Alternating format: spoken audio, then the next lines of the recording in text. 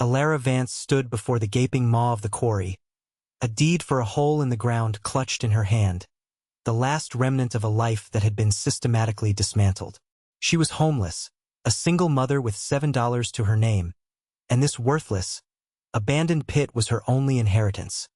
An inheritance that concealed a secret vault worth over $500 million.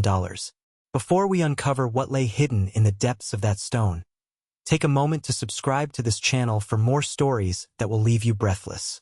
And let us know in the comments where you're watching from. We love seeing how far these stories travel. The wind that swept across the lip of the chasm was a physical thing. A cold hand that pushed against her thin jacket and seemed to pull the warmth directly from her bones. It carried the scent of wet stone, pine needles, and a deep, ancient coldness that had nothing to do with the Vermont autumn. Below her, the quarry fell away in sheer, terraced walls of pale gray marble, scarred with the geometric precision of its long-dead industry. At the bottom, a pool of water, so still and dark it looked like a sheet of obsidian, reflected the bruised purple of the twilight sky. It was a wound in the earth, vast and silent. Her son, Leo, 7 years old and bundled in a coat 2 sizes too big, squeezed her hand. His small fingers were like ice against her own. "Is this our new house, Mama?" he asked, his voice small against the immense emptiness.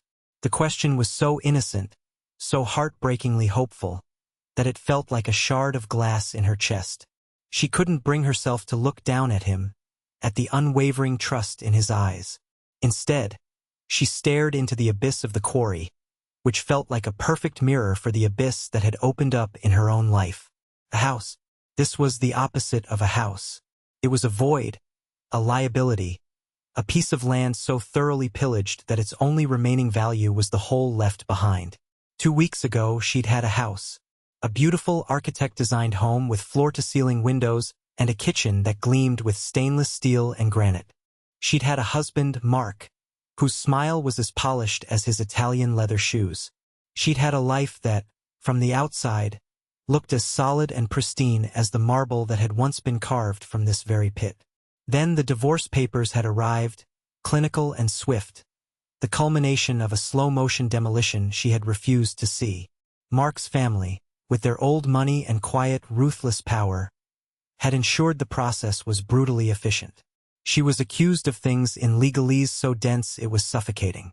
Her contributions to Mark's success, the career in architecture she had paused to raise their son, the life she had helped build, it was all rendered invisible, irrelevant.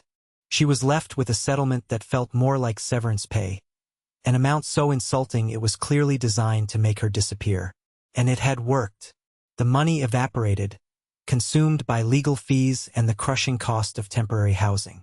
Now a letter from a law firm in a town she'd never heard of, informing her that she was the sole heir of Hezekiah Vance, her great-great-grandfather.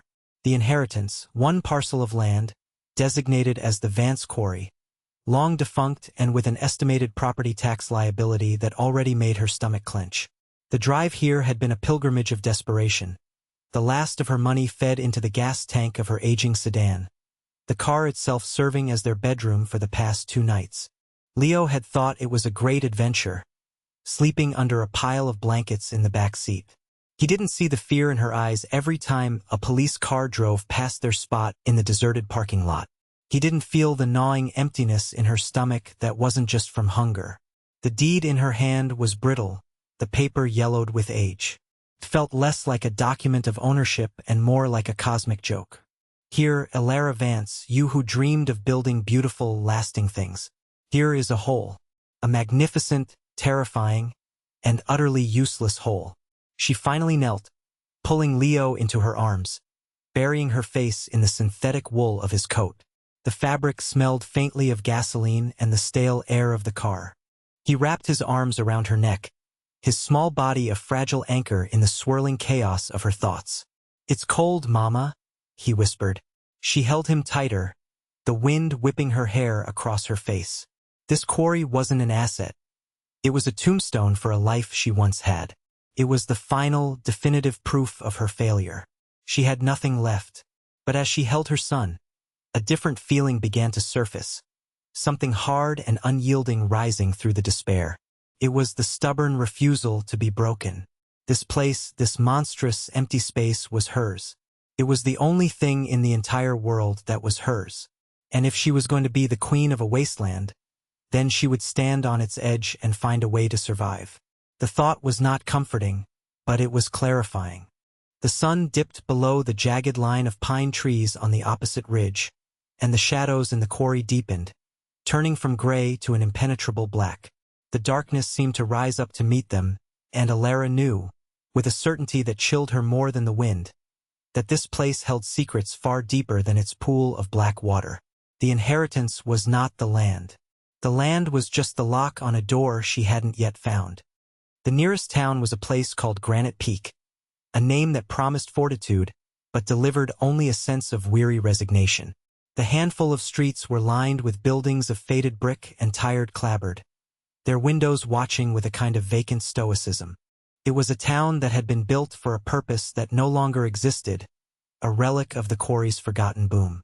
With Leo's hand firmly in hers, Alara walked into the town hall, a squat, gray building made of the very marble that had once been the town's lifeblood.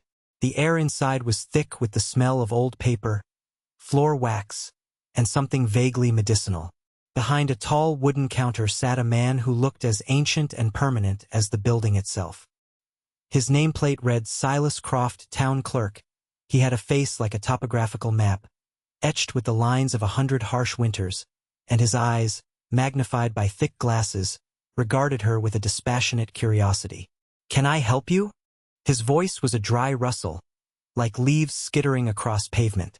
Alara placed the deed on the counter, her hand trembling slightly. "I'm Ulare Vance. "I believe this land, the old Vance Quarry, is mine now. I need to see the property records, the survey maps, tax history, anything you have." Silas adjusted his glasses, his gaze lingering on her face before dropping to the deed. He picked it up, his gnarled fingers surprisingly gentle with the fragile paper. He read the name Hezekiah Vance, and a flicker of something unreadable passed through his eyes. He looked up at her again, his expression shifting from bureaucratic indifference to a guarded, almost mournful interest. "Vance?" he repeated softly. "Haven't seen one of you in a long time. A very long time." He turned and shuffled towards a wall of towering file cabinets, the metal drawers groaning in protest as he pulled one open. Leo, meanwhile, had discovered a dusty, glass-encased model of the town from its heyday. His small face pressed against the glass as he stared at the miniature trains and trucks. Alara watched him, a familiar ache in her heart. She wanted to give him a world of wonder, not a world of dust and decay. Silas returned with a thick, leather-bound ledger and a roll of yellowed maps, which he spread across the counter with a sigh. "Tax records are straightforward," he said, tapping a long finger on a column of figures. "Unpaid for the last 3 years. The town was about to seize the property. You got here just in time, or just in time to inherit a debt she could never pay." Alara's hope, already a fragile thing, withered a little more. She forced herself to focus on the maps, her architect's eye searching for patterns, for logic. Most of the quarry was laid out in a predictable grid, a testament to industrial efficiency. But her finger traced over one corner of the property, a section that appeared less excavated, almost deliberately untouched. On the oldest survey map from the late 19th century, a small, intricate symbol was drawn in that area. It wasn't a standard geological notation or a surveyor's mark. It looked more like a stylized star or a compass rose, drawn with a careful artistic hand. "What is this symbol?" she asked, pointing. Silas leaned in, his breath smelling of coffee and peppermints. He squinted at the mark. "Ah, that's Hezekiah's mark." He had his own way of seeing things. He straightened up, his gaze distant. "Your great-great-grandfather was a strange man. He shut the quarry down in 1908, right at the peak of its production. Had the most valuable vein of pure white marble this side of Carrara. People said he was a fool, threw away a fortune, left the town to starve." "Why?" Alara asked, her curiosity piqued. This didn't sound like a simple business failure. He never said, Silas replied, his voice dropping lower. Not in any way that made sense to most folks. He started talking about custodianship, about protecting something. Said the stone had a memory, and that some things were better left buried. He paused, looking directly at her, his eyes sharp and serious. That quarry, Miss Vance, takes more than it gives. Be careful what you go looking for. Hezekiah Vance wasn't just digging for marble. He was building a lock. The words hung in the silent air of the town hall. A lock. The idea resonated with the feeling she'd had at the quarry's edge. This wasn't just a piece of land. It was a container. Silas offered no further explanation. He stamped her papers with a heavy, final-sounding thud and pushed them back across the counter. As she gathered the maps, her mind racing, he added one last piece of advice. There's a foreman's shack up on the East Ridge. Still standing, last I heard. If you're looking for answers about Hezekiah, that's where you might start. But some doors, once opened, can't be closed again. Leaving the town hall, the autumn air felt charged with a new kind of tension. The mystery of her ancestor had layered itself over her own desperate circumstances, creating a strange and compelling weight. She was no longer just a homeless woman with a worthless inheritance. She was the descendant of a man who built locks, a man who abandoned a fortune to protect a secret. As she buckled a tired Leo into the back seat of their car, she looked towards the hills where the quarry lay hidden. The setting sun painted the clouds in strokes of orange and violet, but the land itself seemed to be absorbing the light, growing darker and more inscrutable. For the first time since the divorce, she felt a flicker of something other than fear or despair. It was a sense of purpose, terrifying and uncertain, but undeniably real. She had a key to a mystery, and whether it led to ruin or salvation, she knew she had to turn it. The next days bled into a routine of grim survival. Alara and Leo lived out of the car, parked in a secluded spot just off the overgrown access road to the quarry. Their world shrank to the confines of the vehicle and the small perimeter she felt was safe to explore. Mornings were the hardest. Waking up to the cold dampness that seeped through the car doors, the windows fogged with their breath, Alara would feel a wave of panic so intense it was hard to breathe. She would look at Leo, sleeping peacefully amidst the jumble of their meager possessions, and the panic would recede, replaced by a steely resolve. She spent what little cash she had on bread, peanut butter, and jugs of water from the town's general store. The woman behind the counter had the same guarded, curious look as Silas, the silent judgment of a small town weighing on Alara with every transaction. Each day, after their Spartan breakfast, she would leave Leo in the car with a book and his imagination, promising not to go far, and make her way to the foreman's shack Silas had mentioned. It was a small, skeletal structure clinging precariously to the eastern ridge, overlooking the entire quarry. Its windows were long gone, the roof was a patchwork of holes, and the wind moaned through the gaps in the warped plank walls. It smelled of decay, of wet earth and mice. Yet it was a shelter of sorts, a place to think, a tangible link to the man who had set this all in motion. The shack was mostly empty, stripped of anything of value long ago. A rusted wood stove stood in one corner, a collapsed cot against the wall. But Alara, with her architect's eye for structure and hidden spaces, noticed something. The floorboards in one corner were different. They were newer, laid with a slightly different grain, their seams tighter than the others. It was a patch, a repair, but it was too neat, too deliberate. Her heart began to beat faster. Using a tire iron from the car's trunk, she pried at the edges of the boards. They resisted, swollen with damp, but finally, with a groan of splintering wood, one of them came loose. Beneath it was not dirt and joists, but a shallow, lead-lined compartment. And inside, wrapped in oilcloth, was a thick leather journal. It felt impossibly heavy in her hands, a dense object radiating a history of its own. The leather was worn smooth, the brass clasp tarnished green with age. She opened it carefully, the pages stiff and fragrant with the scent of old paper and ink. The handwriting inside was a revelation. It was not the spidery scrawl of an old man, but the precise, elegant script of an engineer or an artist. It was the hand of a man who thought in lines and angles, a man of immense intellect and discipline. This was the journal of Hezekiah Vance. She sat on the dusty floor of the crumbling shack, the wind whistling around her, and began to read. And the world began to shift. Hezekiah did not write about marble prices or shipping manifests. He wrote about celestial mechanics, resonant frequencies, and deep geology. He described the quarry not as a source of wealth, but as a unique geological formation, a place where the Earth's electromagnetic fields were unusually focused. He called this focal point the core. He wrote of his growing conviction that human civilization was on a path of self-destruction, that a time of great silencing was coming, when knowledge would be lost and progress would be thrown into reverse. He believed it was his duty, his sacred obligation, to build a vessel, an ark, not for people, but for the knowledge and materials that would be needed to rebuild. He wrote, "They see stone, but I see a vessel. They see a quarry, but I see a vault. They seek profit from its bones, but I seek to preserve its soul." Ilara's hands trembled as she turned the pages. This was not the journal of a madman. It was the work of a visionary, a man so far ahead of his time that he must have seemed incomprehensible.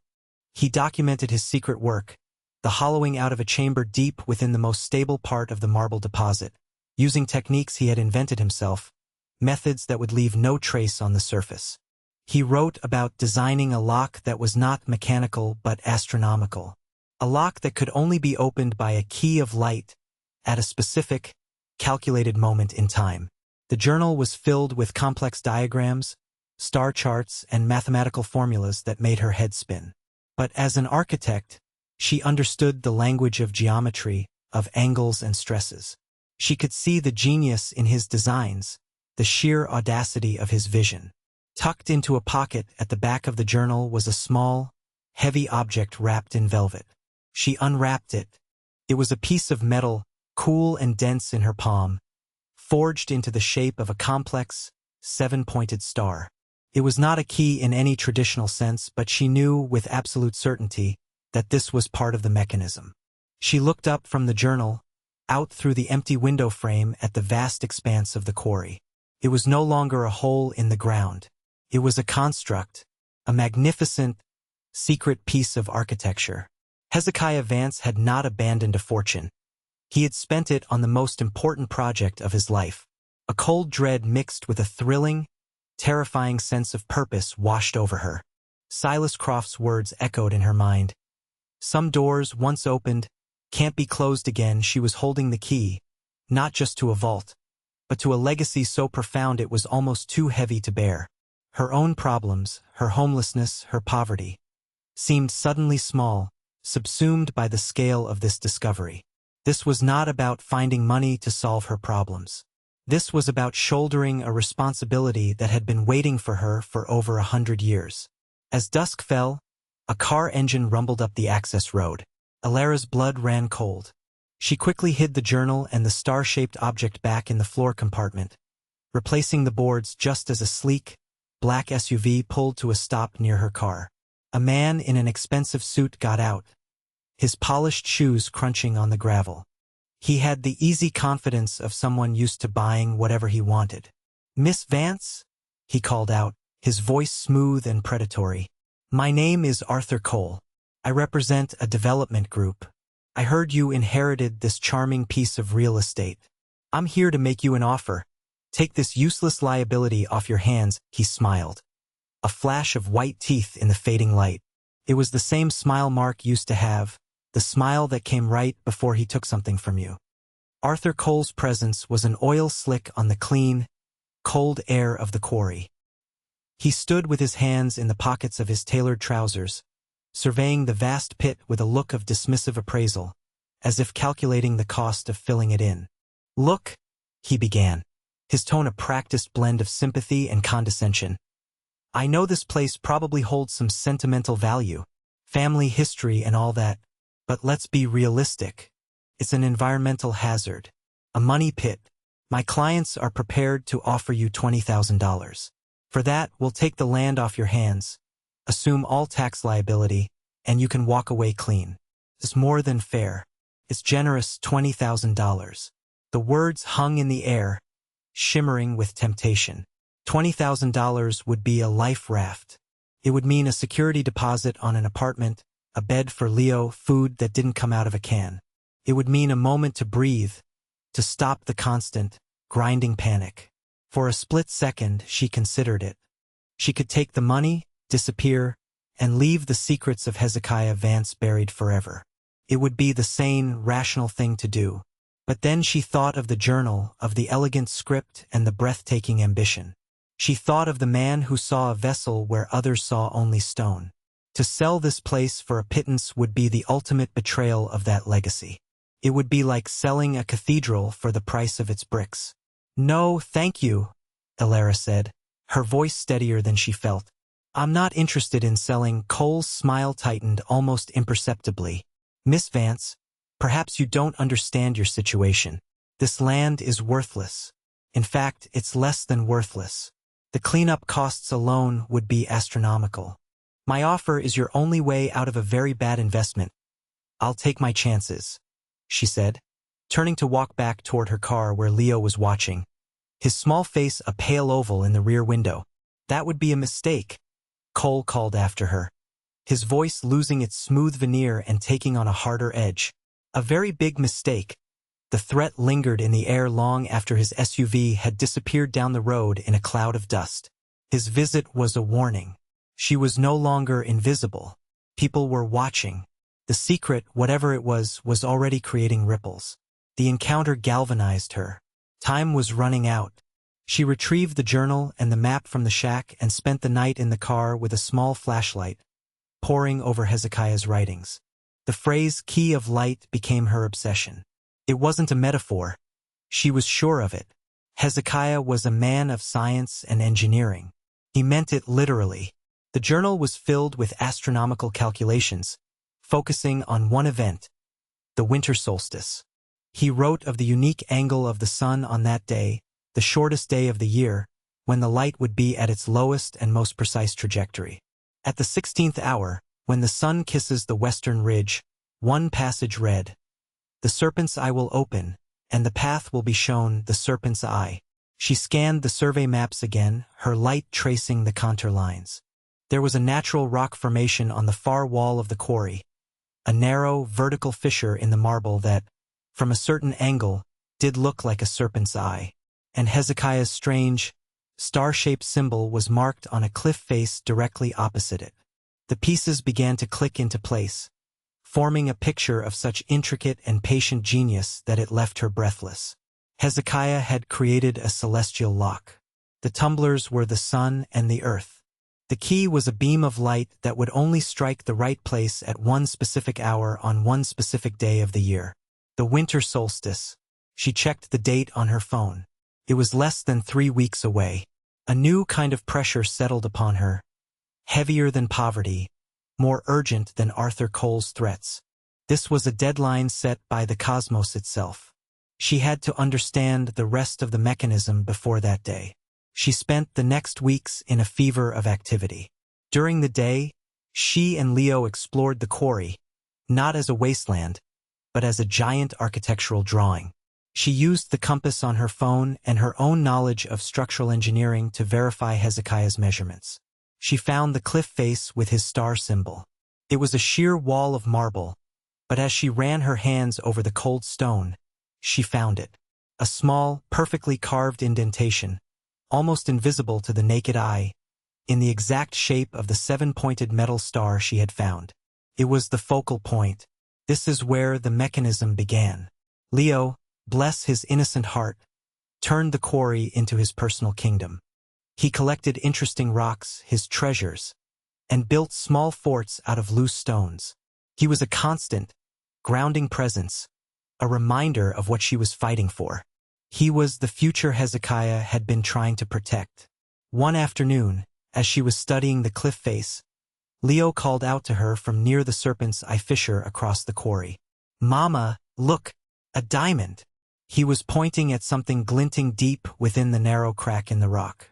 Elara scrambled over the loose scree to his side. Peering into the fissure, she saw it. It wasn't a diamond. It was a lens or a crystal expertly placed and angled deep within the rock. It was positioned to catch the light coming from the spot where the metal star would sit. Hezekiah hadn't just used the sun. He had harnessed it, refracted it, and aimed it. The key of light wasn't just a single beam. It was a focused, directed tool. She understood. The sun would strike the metal star. The star's polished, angled surfaces would channel the light into a concentrated beam. The beam would travel across the quarry, enter the serpent's eye, and be refracted by the hidden lens to a third, unknown point. That third point would be the location of the door. The sheer, breathtaking complexity of it all was overwhelming. This was a man who thought in terms of decades, who planned for a moment more than a century in the future. As the days grew shorter and colder, Ilara's sense of anticipation and dread grew. She was on the verge of uncovering a secret that had been dormant for generations. Arthur Cole's black SUV was seen more frequently, parked at a distance, watching. She knew she was in a race, not just against the solstice, but against the forces of greed that were now circling her like vultures. She was no longer just a mother trying to survive. She was the guardian of a legacy, the keeper of a key made of starlight. The morning of the winter solstice dawned with a brittle, crystalline cold. The sky was a pale, cloudless blue, a perfect canvas for Hezekiah's celestial machine. Ilara had barely slept, her mind a whirlwind of calculations, diagrams, and a bone-deep anxiety. She and Leo had huddled together for warmth in the car, their breath frosting the inside of the windows. Today, everything would change. Either she was a fool chasing the delusions of a long-dead eccentric, or she was about to unlock a secret that would redefine her entire existence. There was no middle ground. She dressed Leo in every layer of clothing they had, his small body puffed up like a miniature astronaut. "Today's a special day, sweetie," she told him, her voice tight with forced calm. "We're going to see some magic that my great-great-grandpa made." He looked up at her, his eyes wide and serious. "Is it treasure magic?" "I think so," she said, her heart aching. "The most important kind." They made their way down into the quarry as the sun climbed higher, its light still weak and indirect. The air at the bottom was frigid and still, the silence so profound it felt like a pressure against her eardrums. The dark pool of water was filmed with a thin layer of ice. Ilara had packed a small bag. The journal, the metal star, a compass, and a thermos of hot water she'd managed to get from a gas station. It felt like a pitifully small arsenal for the task ahead. She had calculated the spot where she needed to stand, a place on the quarry floor where she could see both the cliff face for the star and the Serpent's Eye fissure. She marked it with a small pile of white stones. Then they waited. The hours crawled by. The sun arced slowly across the sky, a distant, indifferent disk of light. To pass the time, Ilara told Leo stories from Hezekiah's journal, simplifying the complex science into tales of a wise man who could talk to the stars and listen to the secrets of the stone. Leo sat, captivated, his mittened hands clasped in his lap. As the clock on her phone neared 3 p.m., the 16th hour was approaching. Ilara's nerves stretched taut. She left Leo at their waiting spot, instructing him not to move, and began the treacherous climb up the loose scree to the cliff face. The marble was slick with a fine layer of frost, and her fingers, even in gloves, grew numb. She finally reached the ledge. She found the indentation and pulled the 7-pointed metal star from her pocket. Its cold weight was reassuring. She fit it into the carved space. It clicked into place with a sound of perfect, machined precision. 100 years of waiting, and it still fit perfectly. She scrambled back down to the quarry floor, her lungs burning, her heart hammering against her ribs. She stood beside Leo, her eyes fixed on the western ridge. The sun began its final descent, its light turning from pale yellow to a rich, molten gold. "Watch now," she whispered, her arm around Leo's shoulders. At precisely the right moment, the upper limb of the sun touched the line of the ridge. A single, pure beam of golden light shot across the quarry, striking the metal star. The effect was instantaneous and spectacular. The star, which had looked dull and tarnished, ignited as if it were on fire. It caught the sunbeam and focused it, sending a laser-like ray of brilliant white light across the chasm. The beam struck the serpent's eye fissure, disappearing into the darkness of the crack. For a moment, nothing happened. Alara held her breath, a wave of crushing disappointment washing over her. Had she been wrong? Was it all just an elaborate, pointless game? But then, on the vast, blank wall of the quarry floor, a single point of light appeared. It was impossibly bright, a perfect circle of white. It was the light from the sun, bent and directed by the hidden lens. The light didn't just illuminate the stone. It seemed to activate it. Faint lines, previously invisible, began to glow with a soft, internal luminescence, spreading out from the central point of light. They formed the unmistakable outline of a massive, perfectly square door. It was a sight so impossible, so far beyond the realm of normal experience, that Alara could only stare in stunned, reverent silence.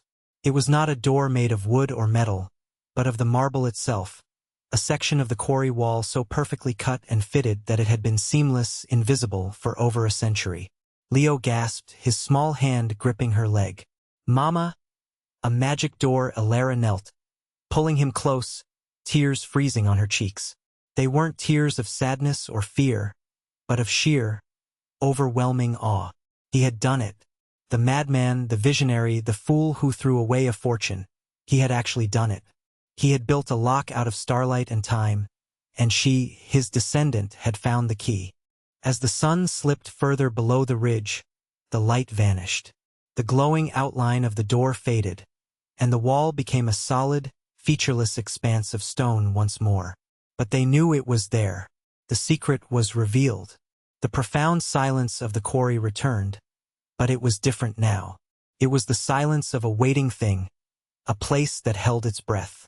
The first part of the mystery was solved, but it only led to a larger, more intimidating question. She had found the door. Now, how in the world was she going to open it? The discovery of the door changed the very nature of the air she breathed. The quarry was no longer a place of despair. It was a place of immense and terrifying potential. But the door itself was an impassable barrier, a silent, stone sentinel. It had no handle, no hinges, no visible lock. It was a perfect, seamless face of marble, its existence revealed only for a fleeting moment by a beam of sunlight. For days, Alara examined it, running her hands over the cool, smooth surface, searching for a seam, a keyhole, a clue. She found nothing. The stonework was so precise it seemed more grown than built. Frustration began to gnaw at her. She was so close, yet the final secret remained locked away, as impenetrable as ever. She returned to Hezekiah's journal, reading the pages again and again, searching for the missing piece. She had focused so much on the key of light that she had perhaps overlooked other clues. This time, she read not as an architect looking for plans, but as a descendant trying to understand the mind of her ancestor. She found a series of entries near the end of the journal that she had previously dismissed as philosophical musings. Hezekiah wrote about the nature of marble, its crystalline structure. He wrote, "Every stone has a voice, a resonant frequency at which it is most alive. To build with stone is to compose a symphony. To open a door, one must not force the lock, but play the proper chord, a chord, a resonant frequency." The words lit a fire in her mind. The lock wasn't mechanical. It wasn't even astronomical anymore. It was sonic, a vibrational lock. It was a concept so advanced, so far-fetched, it belonged in science fiction. But after seeing the key of light, she was ready to believe anything. The journal contained a strange, repeating sequence of numbers and symbols, which she had first assumed were financial ledgers or material codes. Now, looking at them through this new lens, she saw a pattern. It looked like a musical notation, but a form she had never seen before. It described a sequence of impacts, not notes. It specified the location on the door, the required force, and the precise interval between each strike. Hezekiah had left the combination in plain sight, hidden as a boring ledger. She had to test the theory. But how? She needed to produce a clear, resonant tone. In the foreman's shack, amidst the debris, she found what she was looking for. A set of old, heavy-duty steel chisels and a stonemason's hammer. Their heads rusted but their cores still solid. They were the tools of Hezekiah's trade. The day she decided to try it, a storm was rolling in. The sky was the color of a leaden bruise, and the wind howled over the lip of the quarry, carrying the first stinging drops of icy rain. It felt like the world was holding its breath with her. She sent Leo back to the relative shelter of the car, then stood before the invisible door, the hammer and chisels in her hand.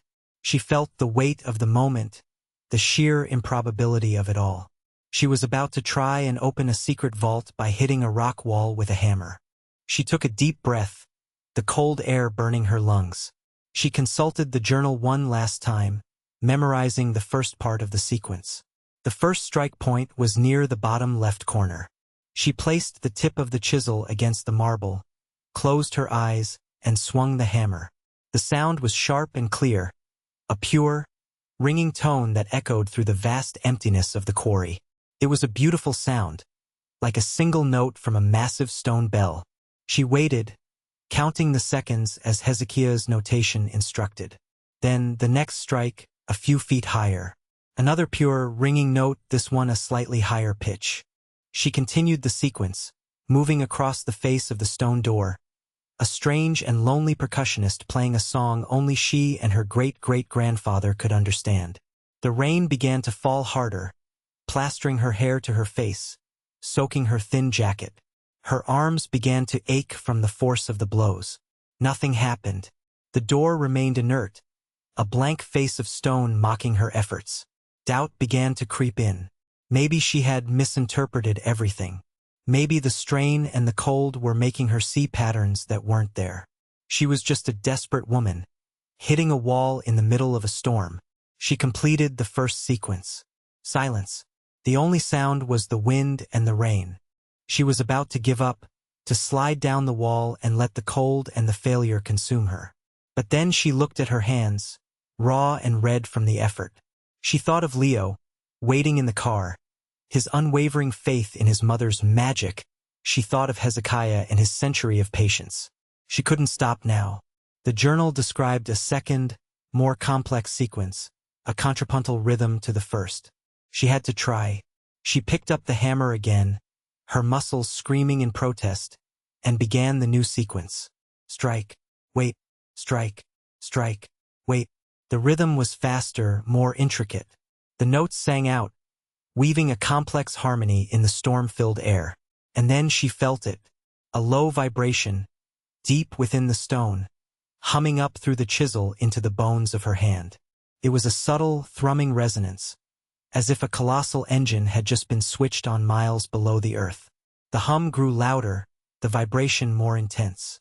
The ground beneath her feet seemed to tremble. She stumbled back, dropping the tools with a clatter. A deep, grinding sound, the sound of immense weight shifting, echoed from the wall. It was a sound that scraped at the soul, the groan of geology being forced to bend to human will. A thin, dark line appeared where the glowing outline had been. The line widened, dust and pebbles trickling from the seam. With a final, shuddering bass note that resonated in her chest, the massive stone door began to recede into the cliff face. It didn't swing open. It withdrew, sliding back into a hidden cavity with impossible, silent smoothness. It revealed a perfectly square opening, a passage leading into absolute, impenetrable darkness. The air that flowed out was ancient and cold and utterly still, carrying no scent, no dust, no trace of the outside world. It was the air of a sealed tomb, of a place outside of time. Alara stood, drenched and trembling, staring into the void. She had done it. She had played the song of the stone. She had opened the door. The entrance to Hezekiah Vance's vault lay open before her. The darkness within the vault was not merely an absence of light. It felt like a substance, a primordial blackness that had been sealed away from the world for more than a century. Alara stood at the threshold, the cold, still air washing over her, raising goosebumps on her skin. Her flashlight, a cheap, battery-operated thing, seemed pitifully inadequate against such profound dark. She took a hesitant step inside, the sound of her boots on the stone floor echoing in the vast, silent space. She swept the beam of her flashlight across the interior, and her breath caught in her throat. This was no dusty cavern filled with rotting crates. The vault was a cathedral of human knowledge, carved with breathtaking precision from the living marble of the mountain. The walls were lined with shelves, not of wood, but of polished stone, soaring up into the darkness above. The air was dry and cold, meticulously controlled. Hezekiah had engineered a passive climate control system using geothermal principles she could only begin to guess at. It was a work of architectural and engineering genius that would be celebrated today. In 1908, it was nearly miraculous. But it was the contents of the shelves that shattered her understanding of what she had found. This was not a treasure vault in the conventional sense. There were no chests of gold coins, no stacks of currency. The treasure here was infinitely more valuable. On one set of shelves, thousands of sealed glass tubes were arranged in meticulous racks. Inside each tube, nestled in a sterile medium, were seeds. The labels, written in Hezekiah's perfect script, identified them: heirloom wheat varieties long since lost to industrial agriculture, medicinal plants from rainforests that no longer existed, seeds for every foundational crop of civilization. It was a seed bank of staggering diversity and importance, a genetic ark designed to reboot a world's agriculture. On another wall, she found books. Not just any books, but first editions of revolutionary scientific texts, original manuscripts from poets and philosophers, and, most incredibly, volumes of history that seemed to have been erased from the official record, histories of suppressed inventions, of forgotten cultures, of political truths that had been deliberately buried. Hezekiah hadn't just been preserving the past. He had been safeguarding the truth. As she moved deeper into the vault, her light fell upon the central chamber. Here, under thick, domed glass bell jars, was the heart of the collection. Suspended in inert argon gas were samples of minerals and elements. Some she recognized, but they were of a purity that was almost theoretical. That figure, she now realized, wasn't an invention. It was likely Hezekiah's own conservative estimate, noted in a final ledger she found resting on a stone lectern at the center of the room. The ledger detailed the contents, their properties as he understood them, and their potential applications in energy, medicine, and technology. It was a roadmap to a new industrial revolution. Beside the ledger was one final letter, its envelope sealed with wax and addressed simply. To the guardian who follows, her hands shaking, Elara broke the seal. The letter was not a boast or a list of instructions. It was a plea, a testament, and a burden. If you are reading this, Hezekiah wrote, then the key of light has found its mark, and the song of the stone has been sung. You have proven yourself worthy not of a fortune, but of a responsibility. I have gathered here the seeds of a better future, a world built on truth, nourished by diversity, and powered by a deeper understanding of the elements of the earth. I did this because I foresaw a time of great silencing, when the pursuit of power and profit would deafen humanity to the whispers of wisdom. They will come for this knowledge. The powerful will seek to turn it into a weapon. The greedy will seek to melt it down for coin. They will not understand that its true value lies not in its possession, but in its careful and equitable dissemination. This is your charge now. You are not the owner of this treasure. You are its custodian. Protect it not by hiding it, but by sharing it wisely. Be the guardian not of a vault, but of a possibility. The future is now in your hands. Do not fail it. Elara sank to her knees on the cold stone floor, the letter clutched in her hand. The weight of Hezekiah's words, of his trust across a century, settled upon her like a physical mantle. This was so much more than money. It was the legacy of a brilliant, hopeful, and perhaps lonely man who had placed his faith in a future he would never see, in a descendant he would never know. She was no longer Elara Vance, the failed architect, the homeless single mother. She was the guardian. The revelation was both terrifying and liberating. Her own problems seemed to dissolve in the face of this monumental duty. She looked around the vault, at the silent seeds, the sleeping knowledge, the latent power held within the strange, glowing elements. She had unlocked the door to the past, and in doing so had been handed the key to the future. A future that, as Hezekiah warned, others would desperately want to control. The thought sent a chill down her spine that had nothing to do with the cold air of the vault. The silence of the quarry had been broken. The secret was out of its stone cage. And she knew, with a certainty that settled deep in her soul, that they were coming. The transition from secrecy to exposure was brutally swift. Elara had tried to be careful, but a discovery of this magnitude could not remain hidden. A local surveyor, hired by Arthur Cole to assess the property for a hostile takeover bid, had been using ground-penetrating radar. His equipment went haywire near the quarry face, registering a massive, hollow chamber and strange energy readings that made no geological sense. The surveyor reported the anomaly to Cole, who, suspecting something more than just a cave, leaked the information to a contact in the federal government. Within a week, the quiet isolation of the Vance quarry was shattered. The first to arrive were not in a black SUV, but in a silent, unmarked helicopter that descended into the quarry like a predatory insect. Out of it stepped a woman in a severe, dark suit, her movements precise and economical. She introduced herself as Agent Thorne of a department so obscure Elara had never heard of it. Her eyes were intelligent and devoid of warmth. "Miss Vance," she said, her voice calm and absolute. "This site is now a matter of national security. We are aware of your ancestors' unconventional research. The contents of this facility belong to the United States government." Thorne's team was efficient and intimidating. They set up a perimeter, their equipment sleek and modern, a stark contrast to the ancient stone. They didn't threaten her with violence. They threatened her with the crushing, impersonal weight of federal power.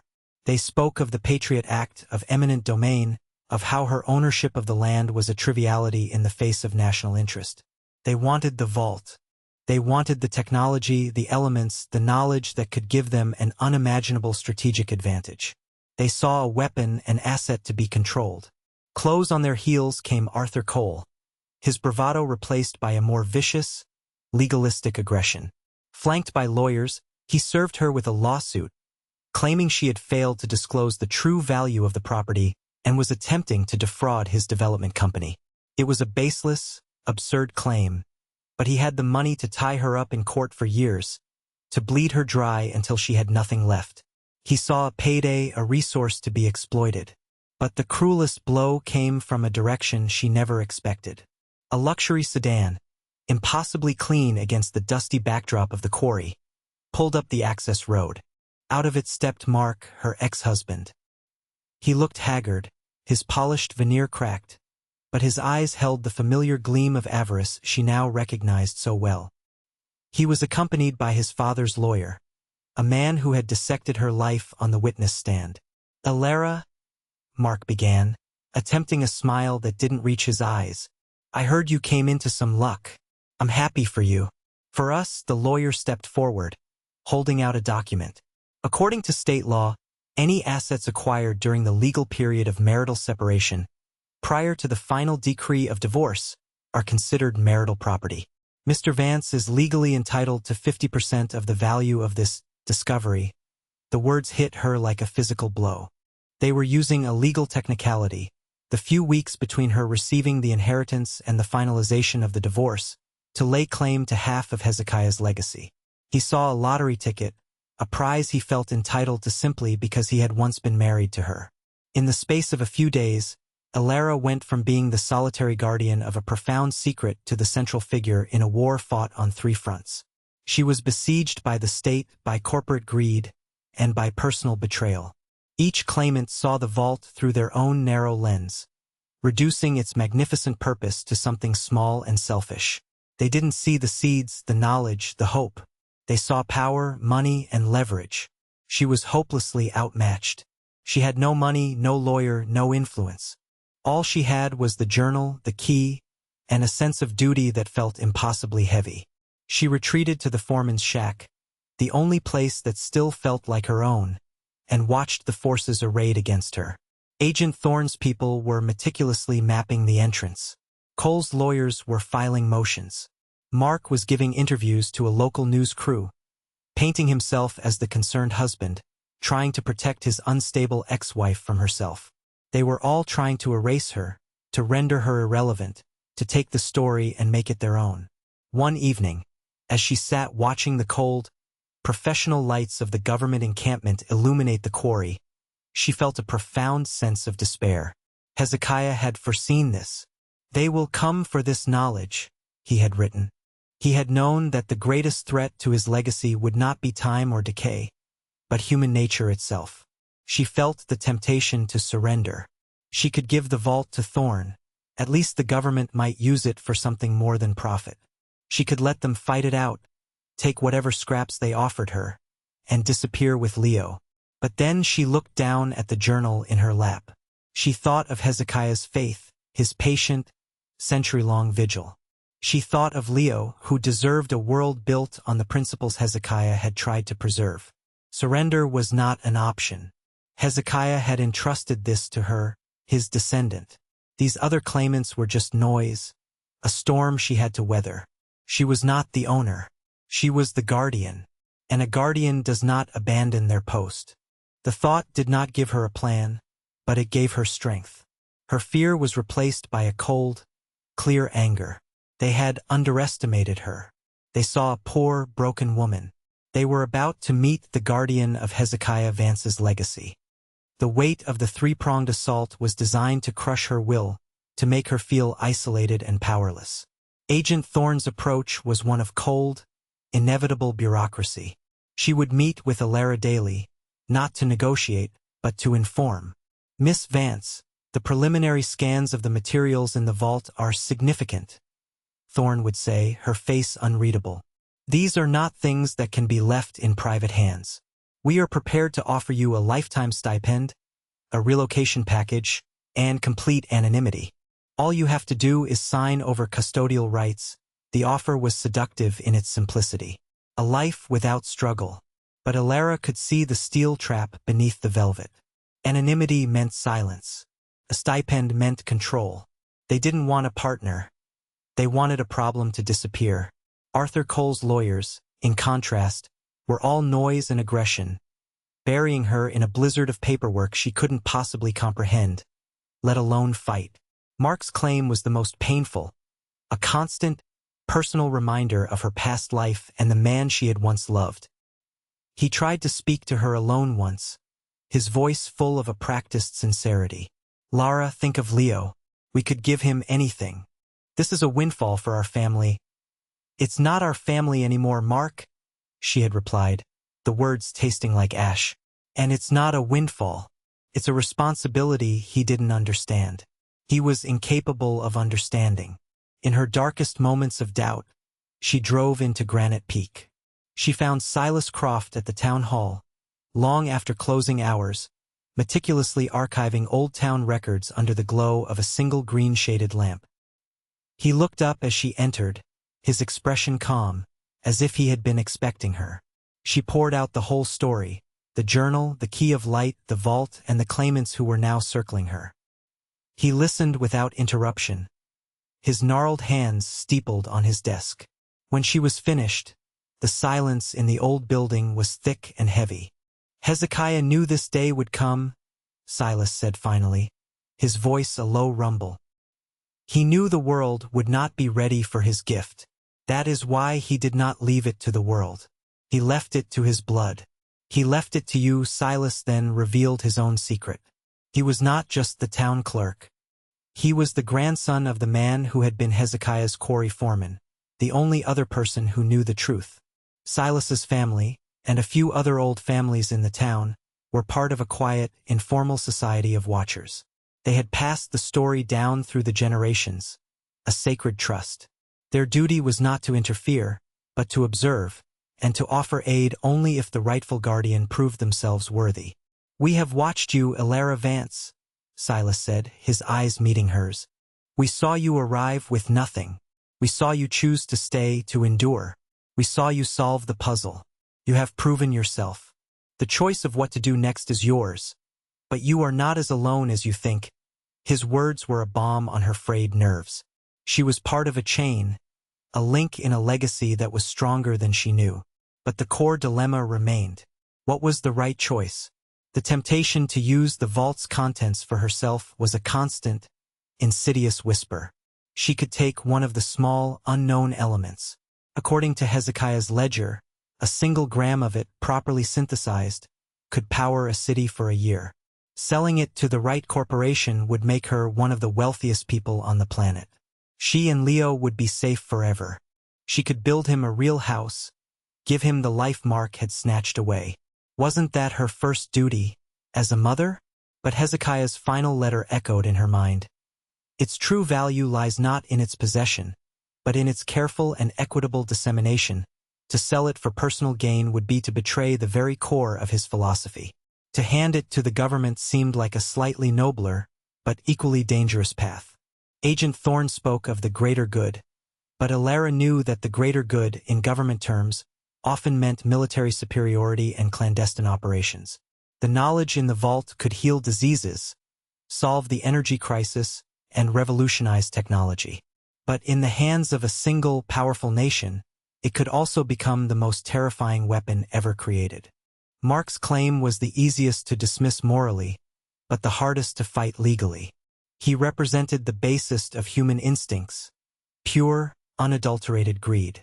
To give him a share of this sacred trust was unthinkable. One night, unable to sleep, she took Leo and went down into the vault. The air was cool and still. She lit a few battery-powered lanterns, casting a warm, gentle glow on the stone shelves. Leo, who had only seen the entrance before, looked around with wide, silent eyes. He was not afraid. He seemed to sense the reverence of the place. He walked over to the shelves of seeds and gently touched one of the glass tubes. "Are these sleeping?" he asked. "Yes," Alara said, her voice thick with emotion. "They're sleeping. They're waiting for the right time to wake up and grow." She looked at her son, his small, curious face illuminated by the lantern light. He was the future. He was the seed. The choice she had to make was not for her. It was not about rectifying the injustices of her past. It was about planting a future for him, for all the children like him. Hezekiah's legacy wasn't a treasure to be spent or a weapon to be wielded. It was a garden to be tended. And in that moment, in the silent, sacred heart of the vault, she knew what she had to do. The path was not one of surrender or of personal gain. It was a third path, one that was far more difficult and dangerous, but it was the only one that honored the true spirit of the inheritance. She would not give the vault away. She would grow it. Alara's decision settled in her with the quiet, unshakable certainty of a mountain. She was an architect. Hezekiah had built the foundation. It was her duty to build the structure that would rise upon it. She would not be a passive guardian, but an active one.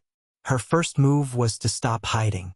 The power of her opponents lay in their ability to isolate her, to control the narrative in the shadows. She needed to bring Hezekiah's legacy into the light, but on her own terms. Using the last of her credit on a cheap laptop and a prepaid internet connection from the town library, she began to build her case. She was not a lawyer, but she was a meticulous researcher. She dove into inheritance law, corporate charters, and the complex legal status of scientific discoveries. She spent hours in the vault, not marveling at the treasure, but studying Hezekiah's work. She documented everything, photographing the seeds, the manuscripts, and the elements with her phone. She transcribed the most crucial parts of his journal and his final letter. Her strategy began to form, a brilliant synthesis of Hezekiah's vision and her own modern-day pragmatism. She couldn't fight three powerful enemies head-on. She had to make them irrelevant by changing the nature of the game itself. Her first target was Mark. His claim was based on marital property law. But Alara, guided by Hezekiah's own words, formulated a counter-argument. She filed a motion in court, representing herself, asserting that the inheritance was not a financial asset. It was, she argued, a non-transferable custodial trust, a duty passed down through a specific bloodline. It had no market value because it could not be sold. It was a responsibility, not a property. To support her claim, she submitted the history of the Watchers from Granite Peak, with a signed affidavit from Silas Croft, demonstrating a century-long precedent of custodianship. She submitted Hezekiah's letter. Her argument was unorthodox, but it was compelling and, most importantly, true to the spirit of the inheritance. The judge, intrigued by the novelty of the case, agreed to hear it, effectively stalling Mark's claim. Next, she dealt with Arthur Cole. His lawsuit was a classic corporate bullying tactic. He wanted the land for its perceived value. So, Elara gave it value, but not in a way he could ever possess. Working with Silas, she used the town's historical records to have the entire Vance Quarry declared a National Historic Landmark, citing its unique, century-old, and technologically significant architectural features. Namely, the vault and its celestial lock. The designation, fast-tracked by a state historical society fascinated by the story, made it impossible for Cole to develop the land. His lawsuit, based on its potential for development, was now moot. He could own a hole in the ground, but he could never touch the vault. But her boldest move was reserved for Agent Thorne and the government. She knew she could not defeat them in a direct confrontation. So she went over their heads. She compiled a comprehensive digital package. A selection of Hezekiah's research, photos of the seed bank, a carefully worded explanation of the vault's purpose, and a high-resolution scan of his final letter. She did not send it to the media to create a sensational story. That would lead to chaos. Instead, she sent it simultaneously to a dozen of the world's most respected non-governmental organizations: the Svalbard Global Seed Vault, the World Health Organization, the top university research departments in sustainable energy and materials science, and several Nobel laureates known for their humanitarian work. Her message was simple. A discovery of profound importance to the future of humanity has been made. Its guardian wishes to form a global consortium to oversee its study and application for the benefit of all, not the advantage of a few. We invite you to the table. It was a breathtaking gamble. She was revealing the secret to the world, but by framing it as a collaborative, humanitarian effort from the outset, she was preempting any single government's attempt to seize it for national security. Thorne was furious.